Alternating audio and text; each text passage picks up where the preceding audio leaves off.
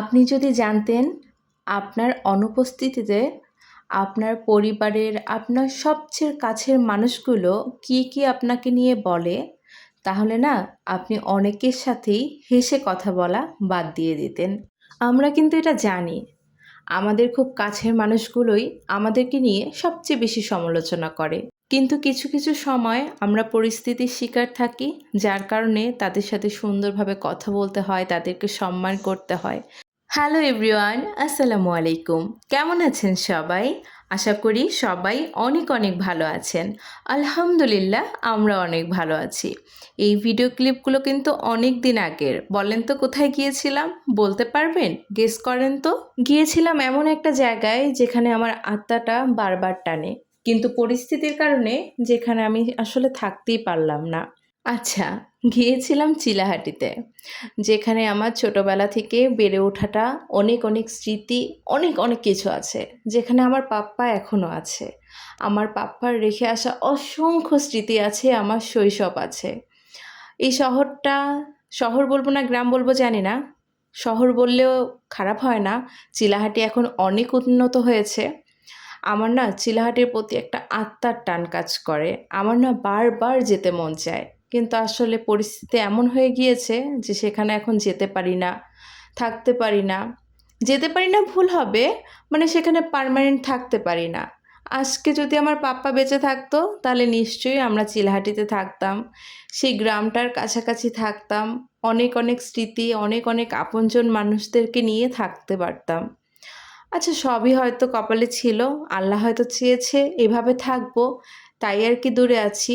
একসময় আমাদের বাসায়ও এমন অনেক অনেক আম গাছ ছিল, যেখানে যখন মন চায় নিজেরা আম পেড়ে খেতাম। নিজেদের গাছের আম পাড়ার মধ্যে কিন্তু একটা অন্যরকম আনন্দ আছে। যাই হোক, চিলাহাটিতে গিয়ে চলে গিয়েছিলাম আমার খুব কাছের একজন বান্ধবীর বাসায়। ওর বাসাটা একদম গ্রামের মধ্যে। গিয়ে সবচেয়ে ভালো লেগেছে, ওদের চারপাশে আম গাছ দিয়ে ভরা। আমরা তো অনেক অনেক আম পেড়েছি, কাঁচা আম নিয়েছি গাছ থেকে। আর আমার ফাইয়াজ তো গাছ থেকে আম পাড়া দেখে অনেক বেশি খুশি। ও এত ছুটাছুটি করছিল, আমি ওকে খালি পায়ে ছেড়ে দিয়েছিলাম যেন একটু মাটির কাছাকাছি থাকতে পারে। বাসায় যেহেতু একদম বন্দি জীবনযাপন কাটে, এখানে একদম খোলা মাঠ পেয়ে অনেক খুশি হয়ে দৌড়াদৌড়ি করছিল, লাফালাফি করছিল। ওর খুশিটা দেখতেও না আসলে অনেক বেশি ভালো লাগছিল। আর গ্রামীণ পরিবেশ কার না ভালো লাগে, আমাদেরও খুব ভালো লাগছিল। চারপাশে একদম খোলামেলা মাঠঘাট, খুব ভালো লাগছিল। আর সেদিনকার ওয়েদারটাও ছিল অনেক বেশি সুন্দর, বারবার মেঘলা আকাশ হয়ে যাচ্ছিল, খুব ভালো লাগছিল। আচ্ছা, কিছু কথা বলি। অকৃতজ্ঞ মানুষের সবচেয়ে বড় ভয়ানক দিক হলো তারা অন্যের নিঃস্বার্থ আত্মত্যাগকেও নিজেদের জন্মগত অধিকার ভেবে নেয়। এরা শুধু নিতে জানে, কিন্তু কৃতজ্ঞতা প্রকাশ করতে শেখেই না। ভুলে যায় কে কখন পাশে ছিল, কে কতটা ত্যাগ করে হাসি মুখে তাদের পথ সহজ করে দিয়েছে। যখন তাদের স্বার্থ ফুরায়, তখন শুধু দূরে সরে যায় না, বরং অপমান করতেও দ্বিধাবোধ করে না। অথচ তারা বুঝতে চায় না, কেউ যদি প্রতিদান চেয়ে কিছু করত, তাহলে সেটা আত্মত্যাগ হতো না, হতো কেবল এক লেনদেন। অকৃতজ্ঞতা শুধু সম্পর্ক নয়, মানুষের আত্মাকে ভেঙে দেয়। তাই মানুষ চিনে ত্যাগ করুন, অন্ধভাবে নয়, বুঝে বুঝে। কারণ আত্মত্যাগ তখনই সার্থক হয় যখন তা সম্মান পায়, মূল্য পায়, কমপক্ষে গুরুত্বটুকু কেউ বুঝতে পারে। যাই হোক, ফেরার পথে আমরা ট্রেনে করে ফিরছিলাম, তো ট্রেন আসতে লেট ছিল। আমরা স্টেশনে একটু ঘোরাঘুরি করলাম, যেহেতু ওয়েদারটা অনেক বেশি সুন্দর ছিল। আর আমাদের চিলাহাটির স্টেশনটা এখন এত বেশি সুন্দর হয়েছে যে সেখানে ছবি যদি না তুলি অনেক বড় একটা মিস করা হয়ে যাবে।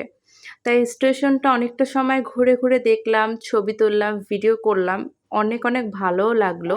শোনেন, কারো রিজিকের দিকে তাকিয়ে আফসোস অথবা হিংসা কোনোটাই করবেন না।